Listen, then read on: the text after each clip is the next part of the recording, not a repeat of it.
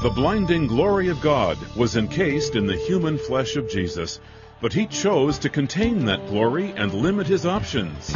And that emptying of himself is the key to how we can bring his message to lost mankind. As we learn more about why the cross can do what politics can't, today we'll find out how to effectively take that cross into the world. Stay with us. From Chicago's Moody Church, this is Running to Win with Dr. Erwin Lutzer, whose clear teaching helps us make it across the finish line.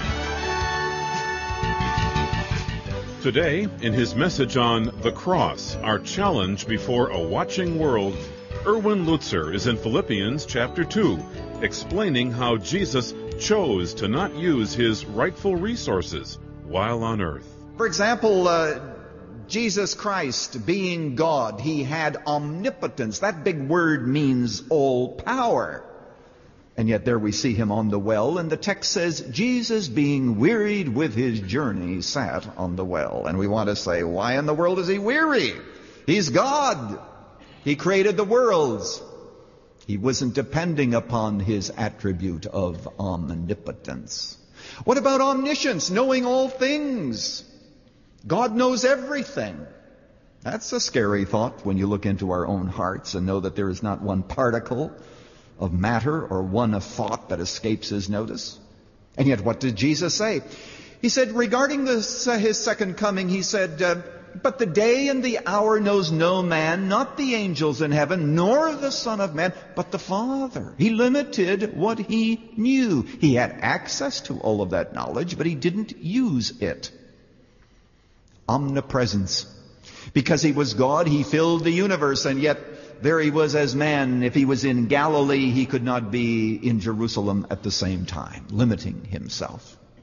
And he became a servant, a bondservant. Now always remember that the limitation was self-imposed. You see, it was not a part of the godhood was not involved in some kind of a downsizing, and Jesus Christ got caught in the squeeze and was fired. That's not the way it happened. You see, it didn't happen with Jesus Christ being in a situation where he was asked somehow to abdicate his responsibility. This was a voluntary decision on his part. He didn't have to do it. He didn't have to be yelled at. Move it, Jew boy. Get out of my way. He didn't have to listen to the curses of the people. He didn't have to allow the people who lived in Nazareth to try to push him over the brow of a hill, and he let them try to do it. He didn't have to do that. He didn't have to put up with all this nonsense. He didn't have to walk sometimes 50 miles in a single week to get around in a hot desert, needing provision and all those other things that he needed. He simply did not have to do that. But he emptied himself, and he chose voluntarily to do it. You see, Jesus Christ never had to apply for the job of being God. He never put in his application, because he really is God.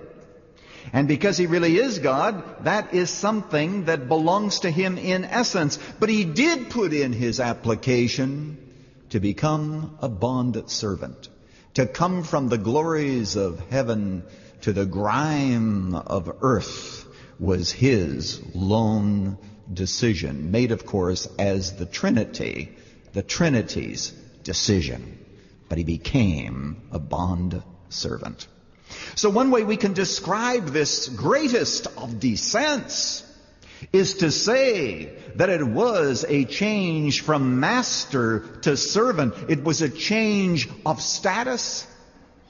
Another way that we can describe it, and that is to say that it was a change of appearance. He looked differently.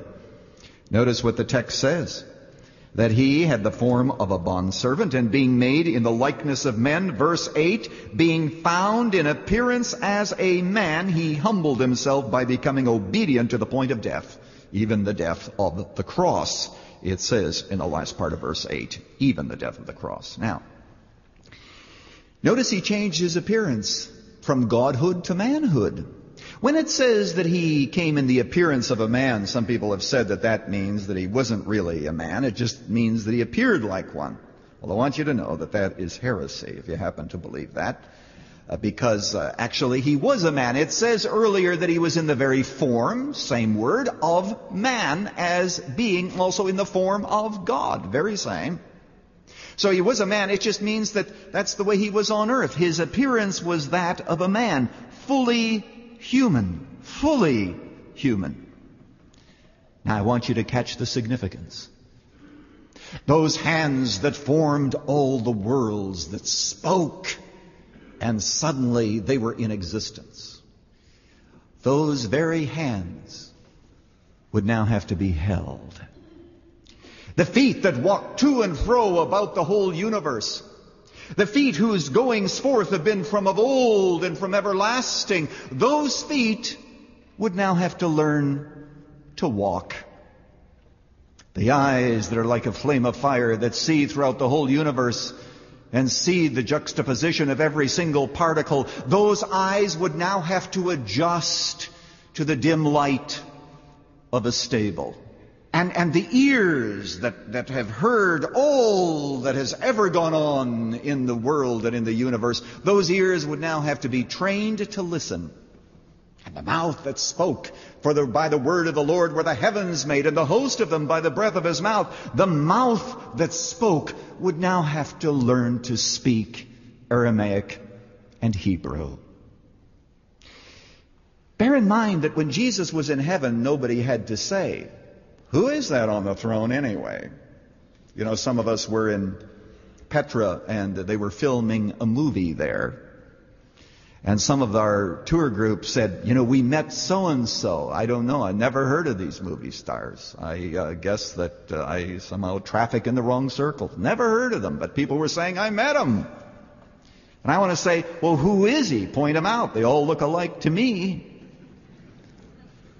It's not the way it was in heaven. Angels didn't go around and say, "Well, who in the world is that on the throne anyway?" Instant recognition as God and King. Gets to earth and he has to show his ID wherever he goes. Nobody knows him. He came unto his own nation and his own people. They received him not. He was unrecognized.